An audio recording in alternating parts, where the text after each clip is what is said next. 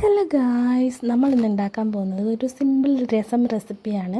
ഞാൻ എൻ്റേതായ രീതിയിൽ ഉണ്ടാക്കുന്ന ഒരു രസമാണ്. അപ്പോൾ നമ്മളിതാ ഉള്ളിയും ചെറിയുള്ളി ഇല്ലാത്തതുകൊണ്ട് കുറച്ച് വല്ലുള്ളിയാണ് എടുത്തത്. തക്കാളി, പച്ചമുളക്, ഇഞ്ചി, വെളുത്തുള്ളി ഇതൊക്കെ അരിഞ്ഞ് വെച്ചിട്ടുണ്ട്. അതുപോലെ ഇഞ്ചി വെളുത്തുള്ളി പേസ്റ്റ് അരച്ചെടുക്കുകയാണ് ചെയ്തത്.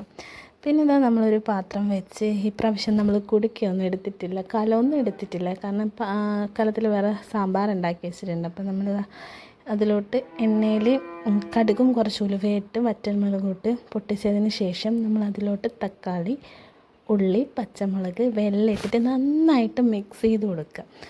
പിന്നെ നമ്മളൊരു കുറച്ച് പുളി എടുത്ത് വെള്ളത്തിലിട്ട് വെച്ചായിരുന്നു.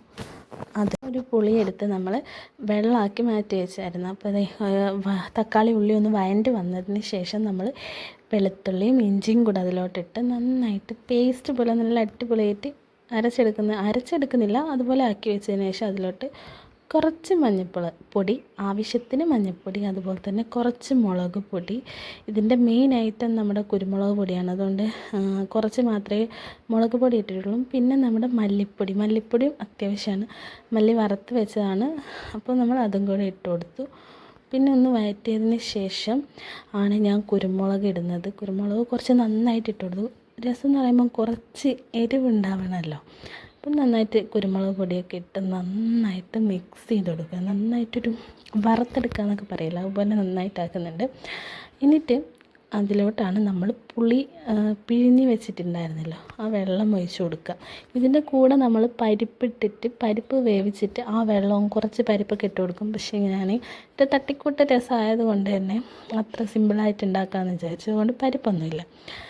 അപ്പം അതൊക്കെ ഇട്ടതിന് ശേഷം ഒന്ന് തിളച്ച് വരുന്നതിന് മുമ്പിട്ട് ഞാൻ കുറച്ച് ചെറിയൊരു പീസ് നമ്മുടെ വെള്ളം ശർക്കര അതിട്ട് കൊടുക്കും. അതെന്തിനാണെന്ന് വെച്ചാൽ നമ്മുടെ കുത്തുന്ന എരിവൊക്കെ പോയിട്ട് ചെറിയൊരു മധുരത്തിൻ്റെ ഇതും കൂടെ എൻ്റെ സൂപ്പറായിരിക്കും. ഞാനങ്ങനെ ചെയ്യാറുണ്ട്, എല്ലാവരും അങ്ങനെ ചെയ്യണമെന്നില്ല. അപ്പം എൻ്റെ ഒരു ടേസ്റ്റിനാണ് ഞാൻ അതിട്ട് കൊടുക്കുന്നത്. പിന്നെ അത് കായ അവിടെ ഇല്ലായിരുന്നു, ഇപ്പം ഇട്ട് കൊടുത്തതാണ് നമ്മുടെ ഉലുവയും അതുപോലെ തന്നെ അരിയും കൂടെ വറുത്ത് പൊടിച്ച് വെച്ചത്.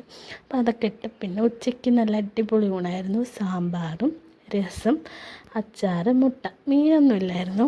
അപ്പോൾ ഇന്നത്തെ ഉച്ചയൂണ് ഇതൊക്കെ തന്നെയായിരുന്നു. നല്ല അടിപൊളി ഫുഡായിരുന്നു. അപ്പം നമ്മൾ ഫുഡൊക്കെ കഴിച്ച് വൈകുന്നേരം ആയപ്പോൾ നമ്മൾ പേരാമ്പ്രയിലോട്ട് പോയി. ഇന്നലത്തെ വീഡിയോയിൽ ഇട്ടായിരുന്നു. പേരാമ്പ്രയിൽ പോയി കുറച്ച് സാധനങ്ങളൊക്കെ മേടിക്കാനുണ്ട്. അങ്ങനെ മാർക്കറ്റിലൊക്കെ പോയി. ഞാൻ ഫസ്റ്റ് ടൈമാണ് മാർക്കറ്റിൽ പോയി മീനൊക്കെ മേടിക്കുന്നത്. ഞാൻ പേരാമ്പ്ര മാർക്കറ്റിൽ ഇതുവരെ പോയിട്ടില്ല. കുറ്റിയാടിയൊക്കെ ആണെങ്കിൽ ഞാൻ പോയിട്ടുണ്ട്.